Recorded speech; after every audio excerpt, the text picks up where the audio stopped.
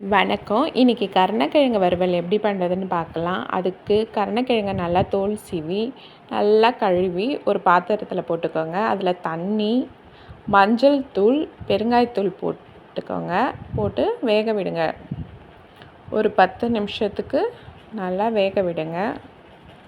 இந்த பாருங்கள், நல்லா வெந்துடுச்சு. குழையாமல் பார்த்துக்கோங்க. இப்போ ஒரு கத்தியில் குத்தி பாருங்கள், பார்த்தீங்களா போகுது. அந்த அளவுக்கு வெந்தால் போதும். இதில் இருக்க தண்ணியெல்லாம் வடிகட்டிட்டு உங்களுக்கு தேவையான அளவு மிளகாய்த்தூள் போட்டுக்கோங்க. உப்புத்தூள் போட்டுக்கோங்க. போட்டு நல்லா கலந்து விடுங்க. மிளகாய்த்தூளும் கருணக்கிழங்கும் நல்லா கலந்து விடுங்க.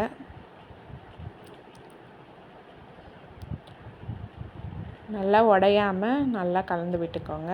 தேவையான அளவு அப்பப்போ தண்ணி ஊற்றி நல்லா கலந்து விட்டு இந்த கலவையை ஒரு 10 நிமிஷம் நல்லா ஊற விடுங்க.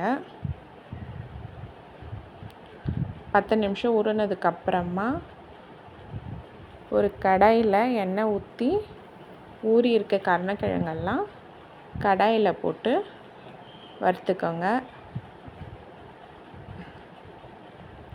கேஸ் ஸ்டவ்வு லோ ஃப்ளேமில் வச்சு வறுத்துக்கோங்க, நல்லாயிருக்கும்.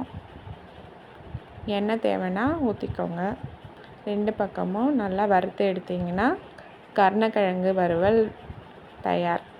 இந்த ரெசிபி உங்களுக்கு பிடிச்சிருந்தா சப்ஸ்கிரைப் பண்ணிக்கோங்க. நன்றி.